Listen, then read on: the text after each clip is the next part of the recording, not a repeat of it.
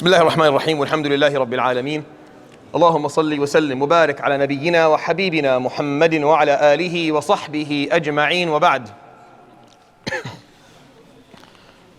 All right. So today I will conclude the portion of the persecution of the Prophet sallallahu alaihi wasallam, and I'll start talking about some things that the Sahaba had to undergo. Keep in mind that I leave out a lot. That what I leave out is 3 to 4 fold of what I'm actually telling you. And I've done it like that, and I'll continue to do it like that.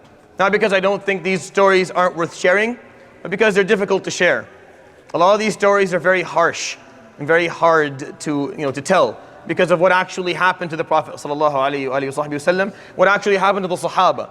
They were difficult days. There's going to be a point of this at the end. Meaning I will bring up the point of why these stories are important for us to at least acknowledge and know. I don't think I have to tell you all the brutality, but you should be aware of the degree of the brutality. You should be aware of the degree of persecution and oppression that our ancestors, that the Prophet ﷺ and the Sahaba had to undergo in order for Islam to actually reach you and I in the form that it did. Interestingly enough, as you will see as we go through the Seerah, that they were persecuted by the people who later on became Muslim, which is in itself a lesson that we will talk about in some length, in some detail. The reason being that a lot of the time you'll be harmed and you'll be oppressed by those who later on will be on your team in the future. Never lose hope in people. Never stop believing in people.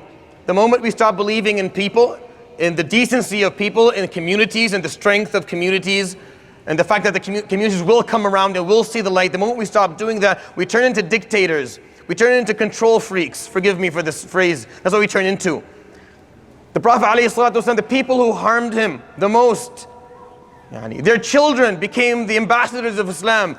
And from there, when we talk about Quraysh, and I tell you Quraysh did this and Quraysh did that, and they harmed the Prophet ﷺ, who embraced Islam at the end? Who is Islam?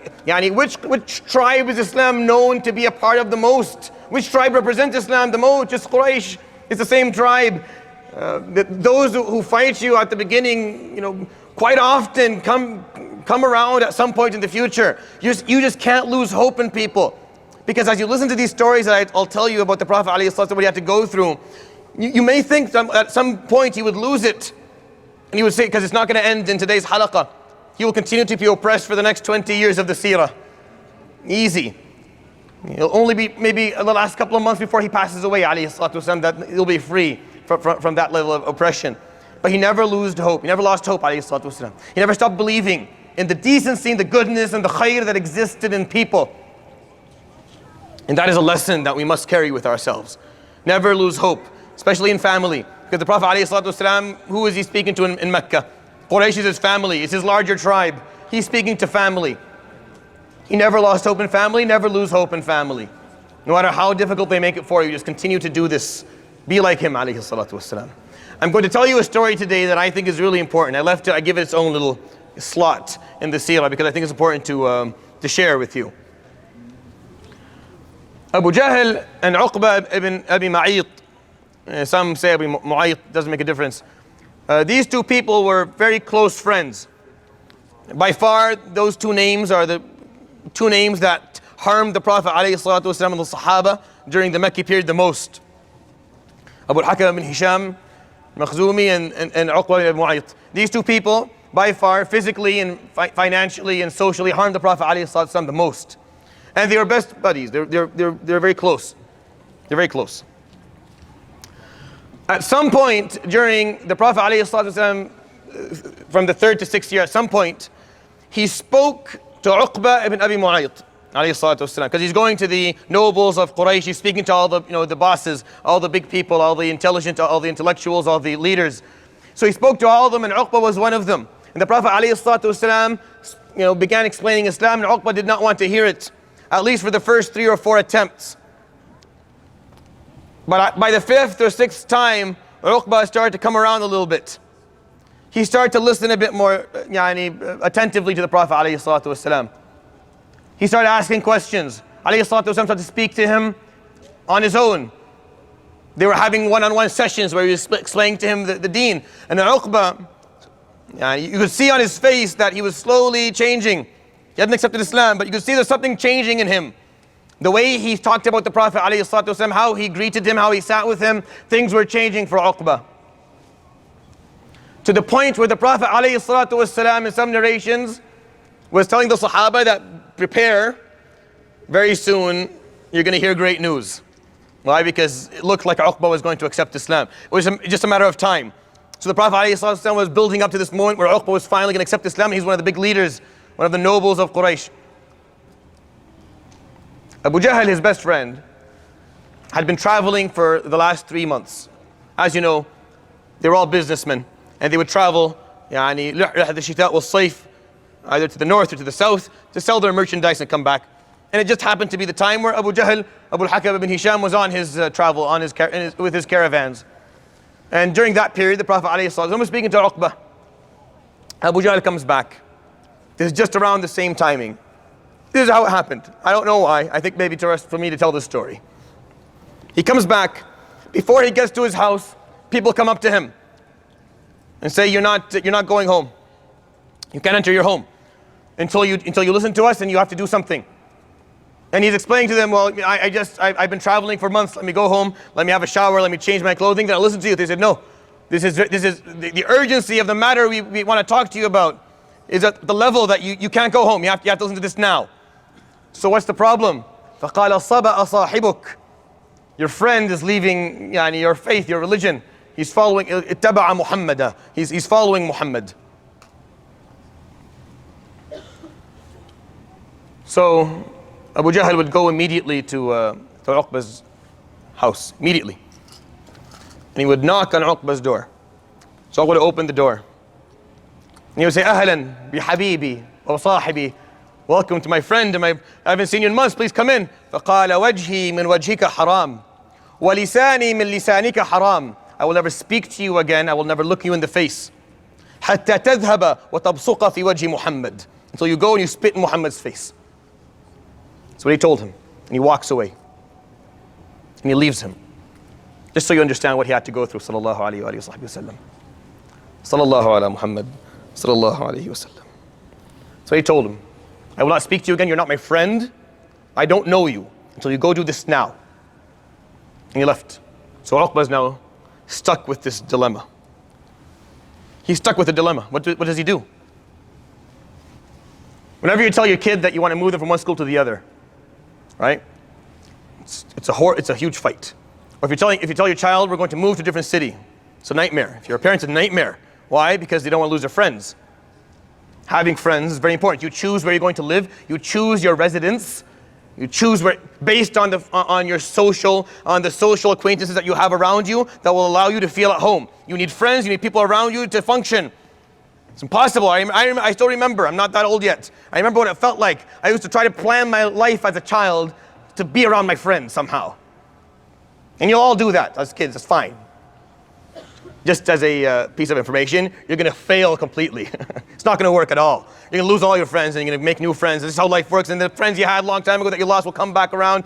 That's how life is. But you will try. You'll try and plan your life around keeping your friends. You'll be telling your friend, yeah, I'll get a job in this place. You get a job in that place. We'll live in these places. We'll be close together. It never works out. But that's how we function because we want our friends around. It's normal. That's a natural human desire. There's nothing wrong with that at all. It's just you have to learn how to weigh things out because this story is a scary story. It's a scary one. So Uqba is now sitting at home with this dilemma of does he lose his best friend? Or does he stick to what he is now seeing to be the truth? You want to talk about peer pressure? This is the ultimate example of peer pressure. Because what you're being pressured by your peer to do is to leave what seems to you to be the ultimate truth. It's not about where you're going to sit during recess, or it's not about what apartment you're going to get in which building. No. This is about choosing al-haqq or al-batil. This is like the largest problem, where there's going to be righteousness or falsehood, where there's going to be Jannah or Nar. That is the most difficult question of all. And this person being pressured by his peer to choose one way against the other. Now you may think to yourself, no, my friends can affect me, but not when it comes to this. Not when it comes to Jannah or Nar. And then I have to correct you and myself. And no, it actually works that way. What you're going to hear right now is a very, very typical, classical dilemma and situation and scenario of peer pressure that prevails over doing the right thing. I'm not going to go into details, but Uqba made the wrong choice. I don't want to go through the details because it's hard to tell you exactly what he did, but he did it. He knocked on the door of the Prophet ﷺ's house, he opened the door and he did it. Sallallahu ala Muhammad sallallahu alayhi wa sallam. That's what he did to the Prophet ﷺ. He walked away. Of course, the Prophet ﷺ, I'm not going to talk about the perseverance of his character ﷺ, because that's something that's beyond my ability to even explain. But I do want to talk about Uqba. Uqba, because of a peer pressure, made the worst choice of his entire life. Allah subhanahu wa ta'ala says in Surah Al-Furqan, وَيَوْمَ يَعَضُّ الظَّالِمُ عَلَى يَدَيْهِ. And the day will come when the oppressor or the wrongdoer will bite down on his fist in regret. This is an Arabic phrase. It's a proverb in Arabic. I don't know why exactly, but apparently the back day, if you really regretted something, you would bite down on your fist. Now I've never seen it, but that's what they used to do. That's how Arabs would. That's how they would express their regrets. They would bite down on their fist. It's just a phrase. It's just a phrase, figure of speech. وَيَوْمَ يَعَضُّ الظَّالِمُ عَلَى يَدَيْهِ. And the day will come when the oppressor and the wrongdoer will bite down on his fist in regret. يقول يا ليتني اتخذت مع الرسول سبيلا. He will say, I wish I chose to go with the Prophet and walk down his path. The day will come when you'll say, I wish I walked down the path of the Prophet. Ya waylata. What horrible situation I am in. What is waiting for me now is horrible punishment. Ya waylata, that's what it means. I am now waiting, what's awaiting me is horrible punishment. Ya waylata. Laytani lam attakhidh fulanan khalila. I wish I never took fulan, just a name, a random name, because this is a scenario that will work for everybody, every age, every place, every time.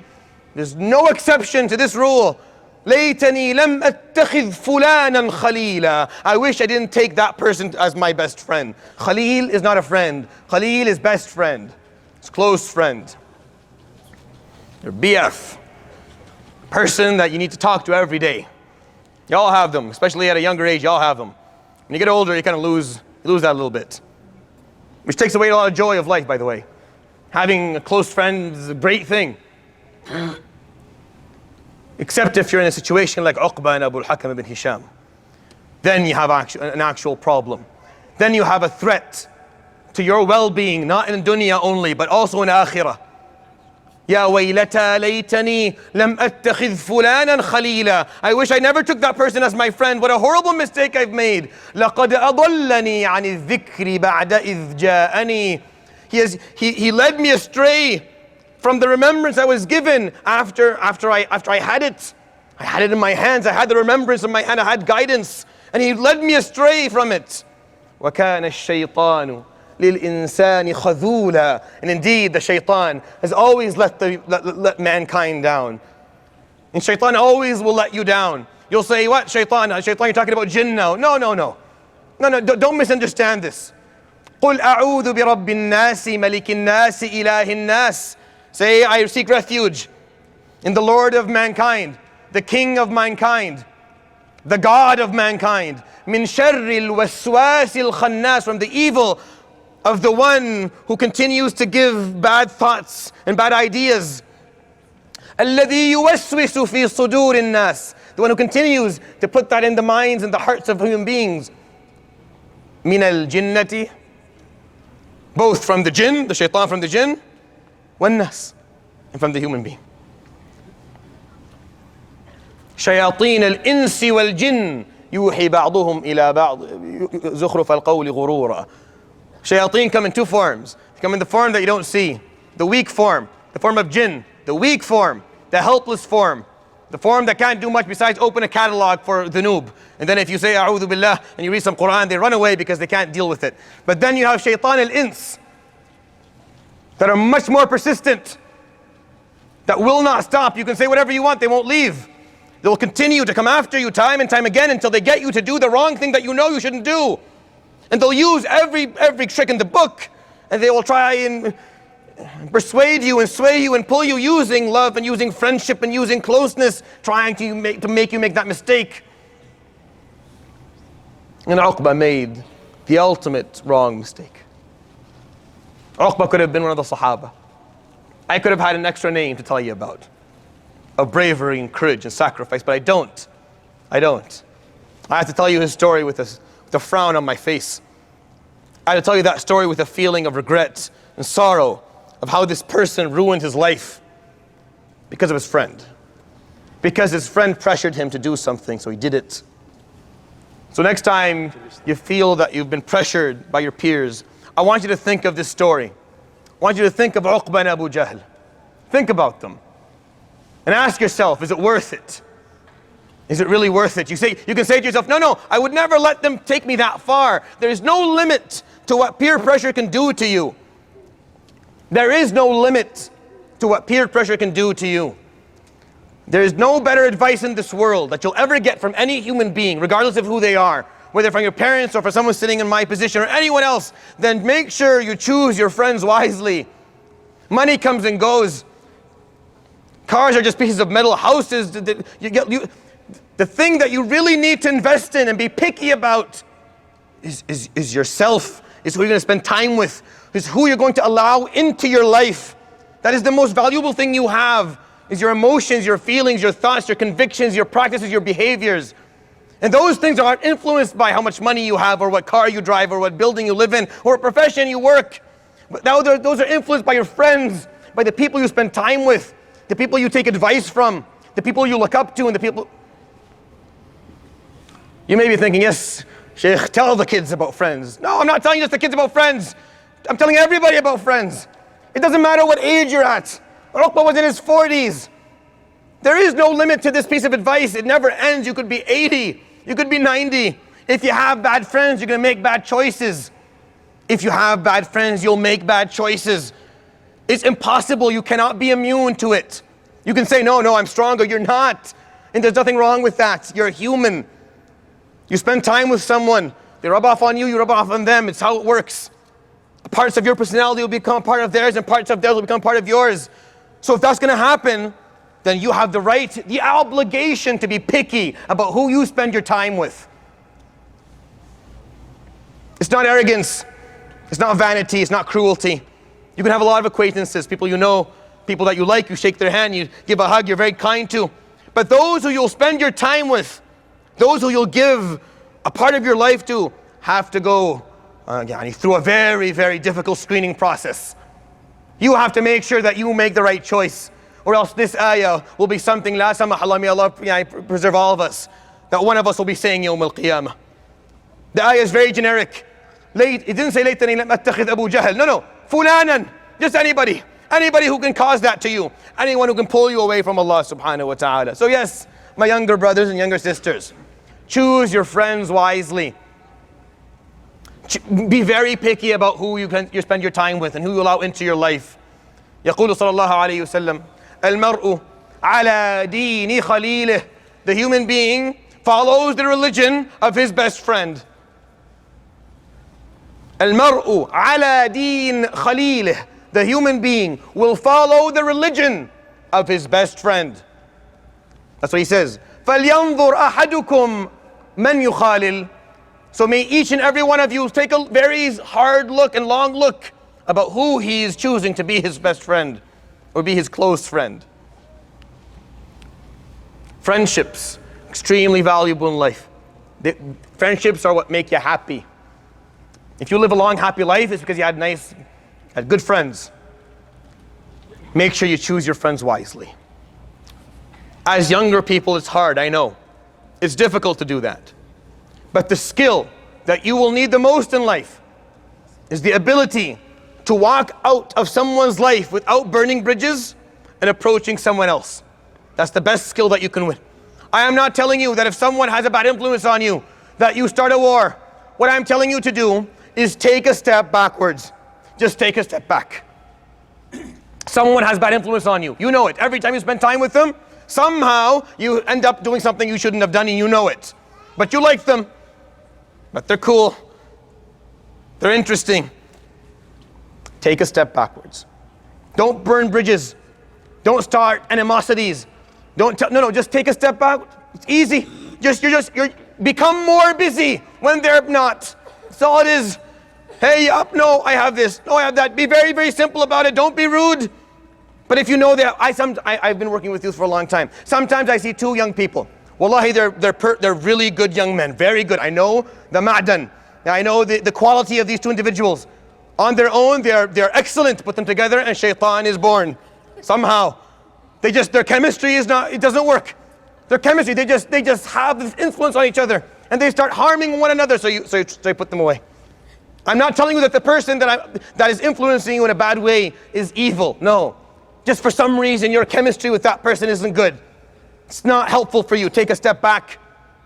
It's okay to take a step back from a relationship. It's okay. It's not okay. It's your obligation to do so if you know it's affecting you. I know. I'm getting a bit worked up. But I cannot emphasize the effect your friendships will have on you in your life. Wallahi, I cannot emphasize it enough. No matter how much I talk to you about this issue, there will still be room for me to talk to you about it more. You want to fix your problems? You want to become a better Muslim? You want to be happier in your life? You want to be able to do more, to achieve more, to reach higher? Just show me who your friends are. I get these questions. People come and talk to me about these issues and they're in their 40s and 50s. I ask them a question. Some of them get offended. Tell them who are your friends. And they're like, what do my friends have to do? I'm 50. It doesn't matter what age you are. Who do you spend your time with? The quality time. Who do you spend time with? Those are the people who you are going to resemble. And they're going to resemble you. And that's your zumrah. That's the group you will come with Yawm al-Qiyamah. No one comes walking alone Yawm al-Qiyamah. Maybe one or two prophets who tried their best and no one listened to them. But everybody will come. وَسِيقَ الَّذِينَ كَفَرُوا إِلَى جَهَنَّمَ زُمَرًا. And the people and the disbelievers who are going to be taken to Jahannam will be taken in groups. وَسِيقَ الَّذِينَ اتَّقَوْا رَبَّهُمْ إِلَى الْجَنَّةِ زُمَرًا. And those who had piety will be taken to Jannah zumara. No one's walking alone Yawm al-Qiyamah. Where are you going? Well, Jannah. Where are your friends? No, you're not. No, your friends, go join your friends. Wherever they are, that's where you're going to be. You're going to be with your friends. الْمَرْءُ مَعَ مَنْ أَحَبَّ. This is one of the few ahadith that are mutawatir. One of the few ahadith that we have in the books of hadith that have certain authenticity to the Prophet ﷺ. Where and this is the story of it. He is sitting on a camel, he's on the back of his camel, and this Bedouin guy from far away says, Ya Aba al-Qasim, Ya Rasulallah, Mata as-sa'ah, when is the day of judgment? Give me the timing. I have work, just tell me when it is so I can. قال ما المسؤول عنها بأعلم من السائل. I don't know. لكن ما أعددت لها. What have you prepared for it? فقال حب الله ورسوله. I prepared for it the love of Allah and His Prophet. فقال المرء مع من أحب. In the narration, أنت مع من أحببت. The human being will find himself يوم القيامة standing by those whom he loved the most in this life. Whoever you love the most, those who were a part of your heart the most in life, they'll come together Yawm al-Qiyamah. That's why strong families will come together. Spouses that loved each other, truly did, will come together. Families, children and parents will come together. Friends will come together. Nations of believers will come together because that's who they loved. Choose your friends wisely, be picky about it. It's okay. It's the only time I'm going to tell you to be really picky. Don't open the door for everybody. No. Choose wisely. It's your job to make sure that because these people are going to influence you, they're going to touch your life, they're going to make a difference. Uqba almost became an early Sahabi. Uqba is one of the few names that we can talk about in Seerah and say this person is from Ahl Jahannam. It's very rare that I can point out a name and say that person is in Jahannam, except if Allah subhanahu wa ta'ala tells me so. Like He tells me Fir'aun, He tells me names, that I know these people are in Jahannam. I can't do it for most people. But the Prophet ﷺ pointed out a few individuals who died, and he said these people are going to be punished Yawm al-Qiyamah. One of them is Uqba. Uqba went from almost being a Sahabi to being one of the people that we can say with certainty is in Jahannam, wal-iyadu billah. Imagine the difference. Imagine the difference from being a star to being... Why? Because of peer pressure. Because you didn't choose your friends wisely. This never ends. Don't tell me now I'm old, it doesn't matter. It always matters. It will continue to matter till the day you pass away. Your friends will always influence you. They'll always have a positive or negative effect on you. Don't kid yourself and say, I'm mature, much more mature now, I'm much more knowledgeable, I'm much strong. No, you're just another human being like the rest of us. You're just as vulnerable and lonely and scared and in need of support like everybody else in the world. And we get that from our support groups, which is our friends. So choose them wisely, or else the story here will forever be. And this ayah was revealed after the story, by the way. This ayah, you know what comes after this ayah right away? لَقَدْ أَضَلَّنِي عَنِ الذِّكْرِ بَعْدَ إِذْ جَاءَنِي وَكَانَ الشَّيْطَانُ لِلْإِنسَانِ خَذُولًا. What comes after that in the surah? وَقَالَ الرَّسُولُ Ya Rabb. This is the verse right after it, just so you understand how Allah subhanahu wa ta'ala views this. And the Prophet will say, on that day, Ya Rabb, oh my Lord, inna qawmi ittakhadhu hadha al-Qur'ana mahjura. Indeed, my people have chosen to leave the Qur'an behind. Because there is no better friend for you than the Qur'an. If you're left with no one to be your friend, then may the Qur'an be your friend. اتخذوا هذا القرآن مهجورا. They've chosen to turn their backs to this Qur'an, Ya Rabb. Subhanallah. Okay. I hope that story meant something as much to you as it meant to me. A few things happened during his persecution, alayhi salatu wasalam, that served as reminders to those who harmed him of who he was, and reminders to the Sahaba of who he was, alayhi salatu wasalam. Meaning, a few things that kind of just stood out. I told you one of them, when Jamil came, tried to hit him, but she didn't see him for whatever reason. Something like that. Abu Jahl at one point, one day, they were getting so upset, they were getting so frustrated with what he was able to do, alayhi salatu wasalam, he was influencing all these people, that he said something to his companions, people around him. قال اليوم لأطأن رقبة محمد بقدمي ولأعفرن وجهه بالتراب والعياذ بالله. صلى الله عليه وآله وصحبه وسلم. He said, today, I am going to step on his neck when he makes sujood. I'm going to shove his face in the dirt. صلى الله عليه وصحبه وسلم. That's what he said. So the Prophet ﷺ went through a lot, as I gave you examples of things that happened to him. But whenever it came to extreme or severe humiliation, there was a small intervention. Always a small intervention, just to remind people. So Abu Jahl went, and everyone was watching, because the Prophet ﷺ was making sujood right in front of the Kaaba. He arrives right beside the Prophet ﷺ, stands for 15 seconds and comes back. He comes back, but he's coming back. فقال, one of the people sitting there, قال لقد عاد إلينا أبو الحكم بغير الوجه الذي ذهب به. Abu al-Hakam has just come back to us right now with a different face than he left with. He was pale. He didn't look the same. Didn't look well. فقالوا ما الخبر؟ رأيناك وقف. You just stood there. What did you do? فقال, this is what Abu Jahl said. فقال لقد رأيت بيني وبينه خندقا من نار لو تجاوزته لاحترقت. When I got there, suddenly, didn't you see it? He starts to say to them, didn't you see what I saw? Didn't you see like this? It was this weird trench of fire that was between me and him. I almost got burnt. And they're looking at him saying, what trench of fire? You didn't see, I was just standing there, it was going to burn me. And they're like, what are you talking about? What are you on? What have you been taking? There was nothing there. You just stood there in front of him and came back. And they start laughing at Abu Jahl. That's a small little reminder of his prophecy, sallallahu alayhi wa sallam. He'll be persecuted, he'll be oppressed, he'll be harmed physically, he'll be harmed financially, harmed socially, harmed personally. But when it came to extreme humiliation, Allah subhanahu wa ta'ala kind of gave a reminder to those around him. One day, a Bedouin man came to Mecca. And this man was owed by Abu Jahl money. Abu Jahl had taken from him eggs and milk, because the Bedouins, they had a lot of livestock, so they would come and sell it in the cities. And Abu al-Hakam and Abu Jahl told him, I'll pay you later. Just write it down, I'll pay you later. He did that a few times, and this man would come and say, you haven't paid me yet. You owe me this amount of money. You haven't paid me yet. And Abu Jahl, at a certain point, told him, just go away. I'll pay you when I want to pay you. Just leave. He's a weak man, he's poor, he has no tribe to... Abu Jahl didn't feel that he had to do anything about it. So this man comes to the middle of Mecca and he starts calling, saying, who can get my haqq for me? Man ya'tini bi haqqi. ظلمت, I've been oppressed, I want my money. No, can anyone get me my money from this person? So as a joke, some of the mushrikun sitting around the Kaaba thought it would be funny if they did this. If they called the man, فقالوا نعم نعرف رجلا يأتيك بحقك. You know someone who get your money for you. Someone who knows Abu Jahl very well, who Abu Jahl is afraid of. Who, go to Muhammad. Thought it was a joke because Muhammad, of course, they don't get along at all. But they want to, as a joke, to laugh at the Prophet ﷺ. Because at the time he was weak. He didn't have, it was at the beginning, he didn't have much. So this man goes and he knocks on the door of the Prophet ﷺ. Says, أخبروني أنه لا يأتيني بحقي من هذا الرجل إلا أنت.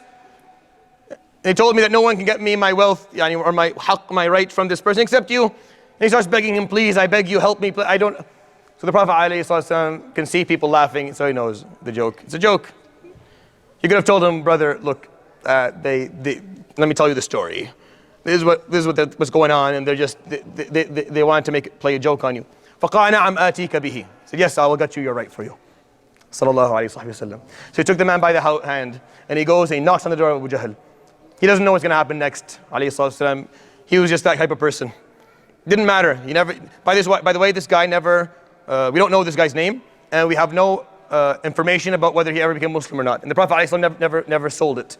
Like he never came and said, oh, before we do that, how about you become Muslim? No, none of that. You're oppressed. Let's go and fix this now. But Ya Rasulullah, you have nothing, you have no leverage, you have no ability. That's fine. There's an oppressed person. I'll go and do my best. I'll go and do what will make me Yawm al-Qiyamah, at least someone free from blame. As they say, يَرْفَعْ عَنْهُ الْعَتَبْ.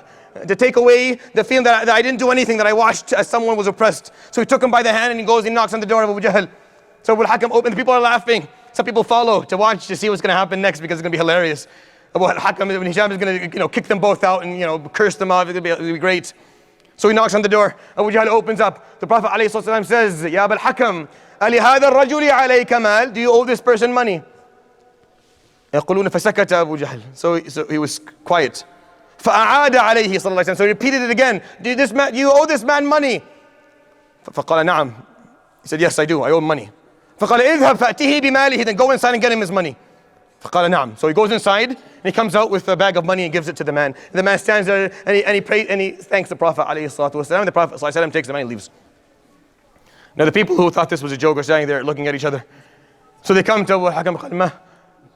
What did you do? This was supposed to play out.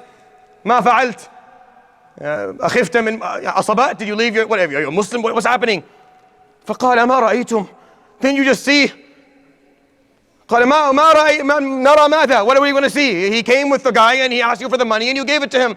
فقال كان خلفه فحل إبل ينفخ نارا. Behind him was this huge camel was blowing fire.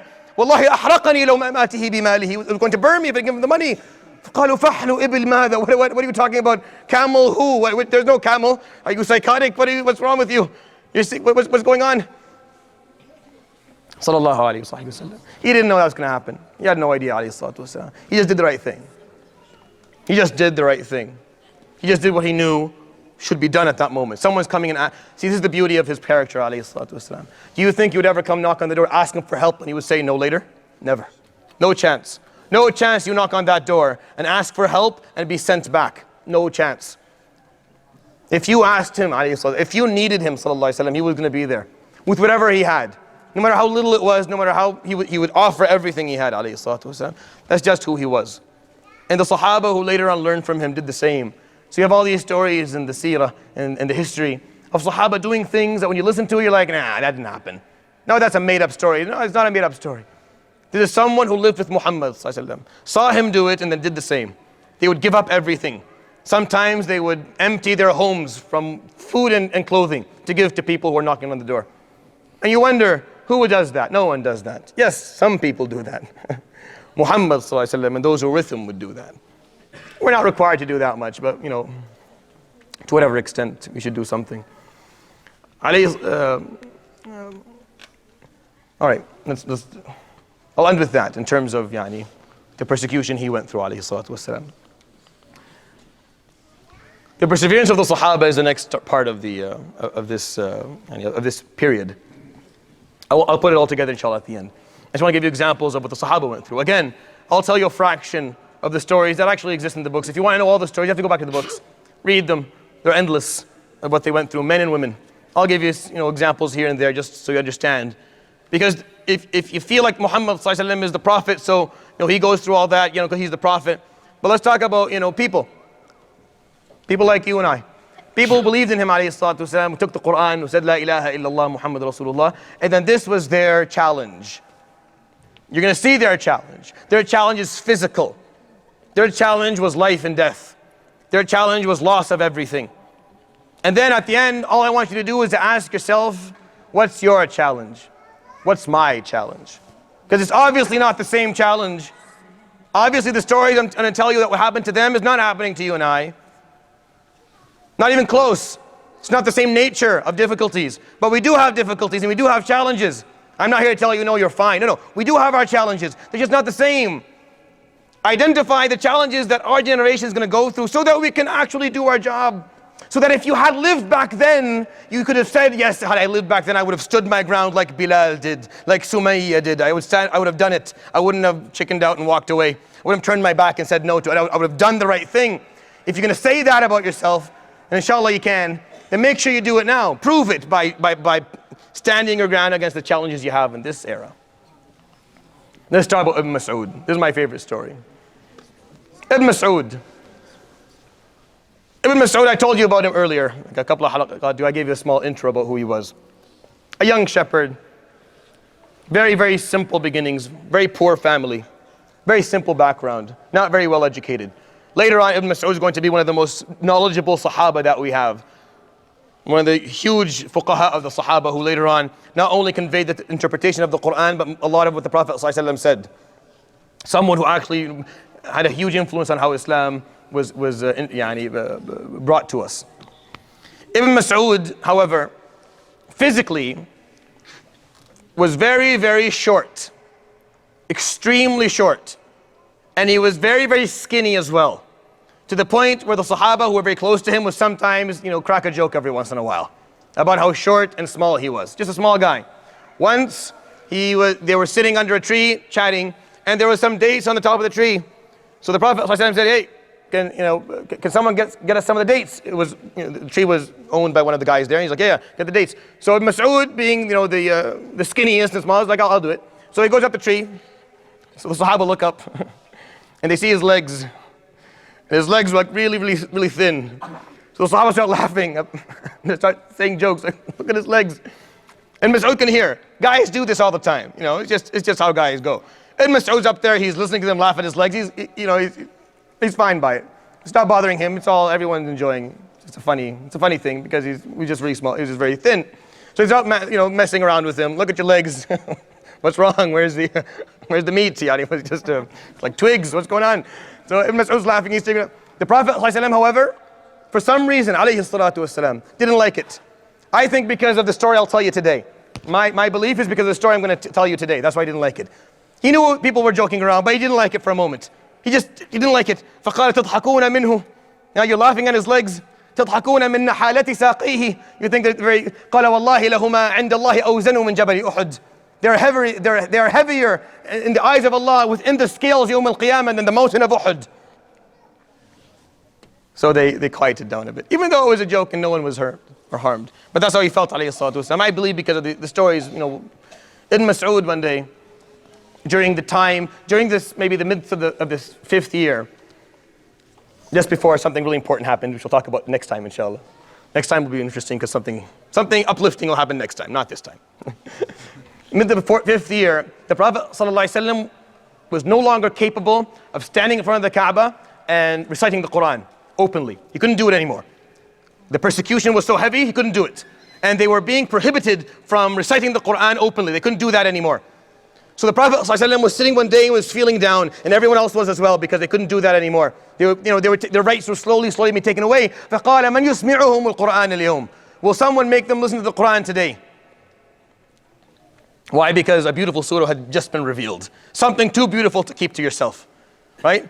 Ar-Rahman, علم القرآن خلق الإنسان علمه البيان الشمس والقمر بحسبان والنجم والشجر يسجدان. Beautiful, just too beautiful to keep to yourself. So he said, who will make them listen to the Quran today?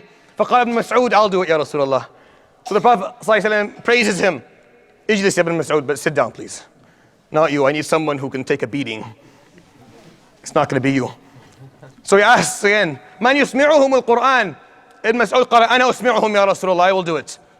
فقال على رسلك يا ابن مسعود, just sit. I appreciate the enthusiasm, but I'm looking for one of the bigger guys. And then he repeated the third time, and Ibn Mas'ud said, أنا أسمعهم يا رسول الله. لا تمنعني, don't hold me back, let me do this. So he gets up, Ibn Mas'ud radiallahu anhu, he goes, أول من جهر بالقرآن, the first person to go public with the Quran with no fear at all, Ibn Mas'ud. He goes, he stands in front of the Kaaba, and he says, أعوذ بالله من الشيطان الرجيم, بسم الله الرحمن الرحيم, الرحمن علم القرآن خلق الإنسان علمه البيان. And they come and they start beating him. They beat him hard. Until Abbas comes in the midst of it and he pulls him out.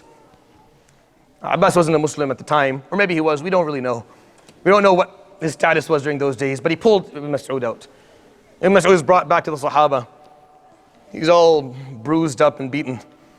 So they do what they need to do for him. The next day, the Prophet ﷺ says, "Man yusmi'uhum al-Qur'an al-yawm?" Who will make them listen to the Quran today? So Ibn Mas'ud puts his hands up, I'll do it. With all his قالوا يا ابن مسعود, there's no need. قال أنا أسمعهم, I'll do it. And he goes and he reads it again, and they beat him again, and Abbas pulls him out again. And the third day, the Prophet ﷺ asks the same question. He puts his hand up again. فقال لا يا ابن مسعود, you won't do it again. ما أنت بفاعل, you will not do this again, I forbid you. فقال يا رسول الله ما هانوا علي كما هانوا علي اليوم. I've never been less afraid of them than I am today. I don't fear them anymore, Ya Rasulullah. Khalas, I've been beaten, what else I can do? They've done the worst they can do, look at me. They can't do anything else. ما هانوا علي كما هانوا علي اليوم. I've never been less afraid of them than I am today.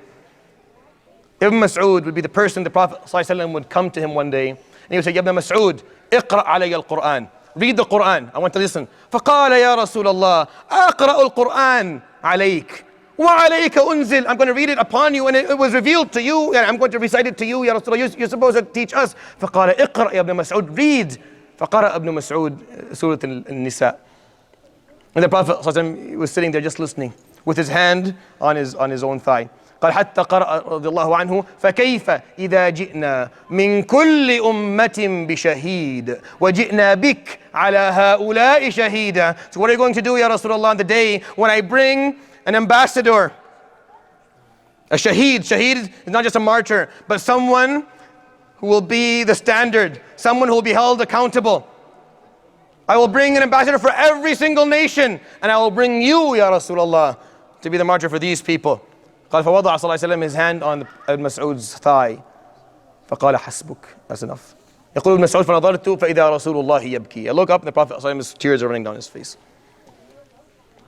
The first person to go public with the Quran was Abdullah ibn Mas'ud radiallahu anhu. And you know the beauty of the story for me? Now this example that I gave you is a very extreme example. It's very extreme. But it really fits the concept of confronting your fears in life. I know it's an extreme example where he goes and he gets physically harmed. And when he does that, he's like, I'm not afraid anymore. I used to be afraid of them. I used to be afraid of what they could do to me. I don't fear them anymore, Ya Rasulullah. I don't care. They can do what they want. The worst has already happened. I've lost my fears. And taking that concept and just maybe thinking about it for a moment, make sure you confront your fears in life. Think long and hard about what it is that you fear the most. What you know that you should be doing but you're not for whatever reason, and confront them. You grow as a human being, you become stronger, you become more capable. Fight your demons, get rid of them.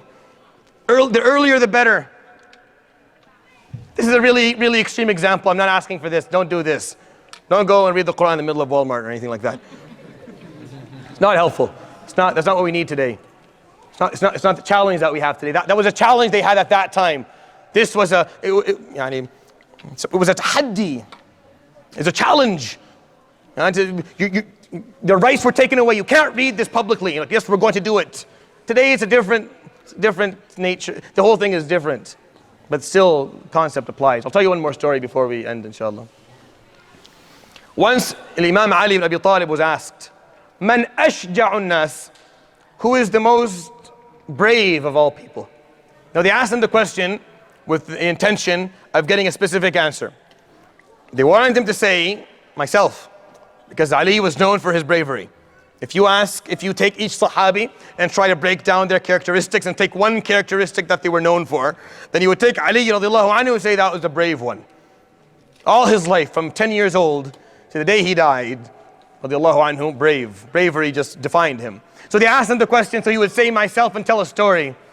And then to the surprise of everybody who was sitting, to shock them all, when they asked him the question, فَقَالَ أَبُو بَكْرَ أَشْجَعُ النَّاسِ. Abu Bakr was the most brave of all people.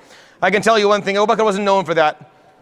Known for a lot of stuff, he wasn't known for bravery specifically. فَقَالُوا كَيْفَ. What are you saying? What do you mean Abu Bakr?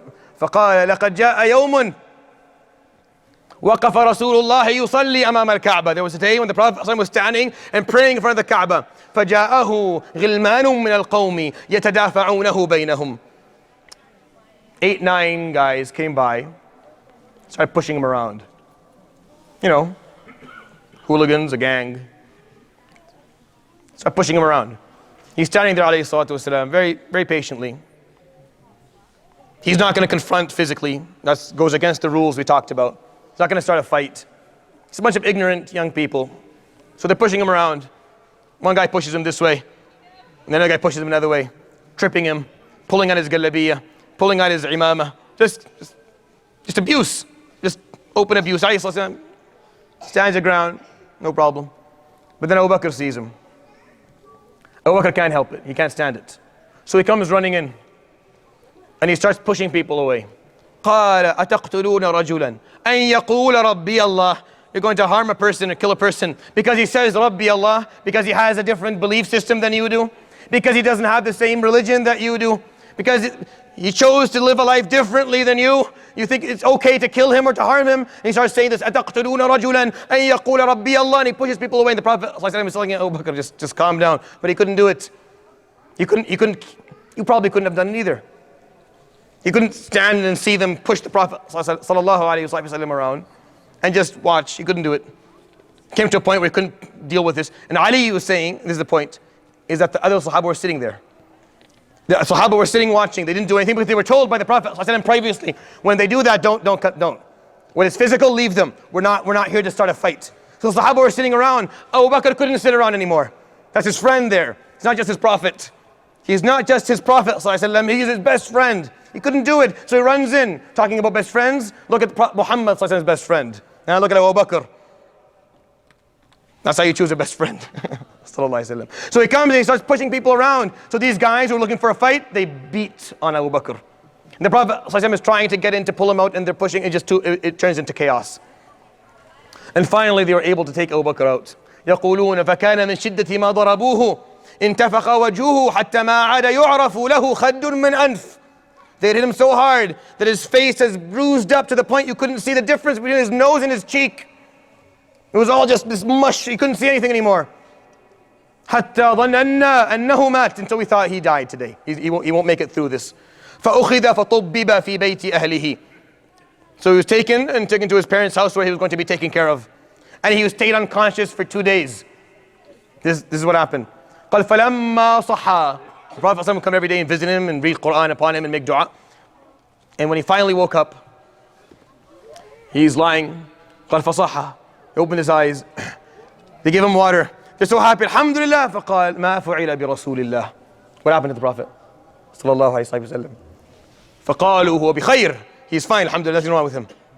أما أنت فقد حصل بك كذا. But you've been out for 48 hours. فقال لا. والله ما أنا بمصدقكم حتى أراه بعيني. I don't believe you until I see him with my eyes. أين رسول الله? Where is he?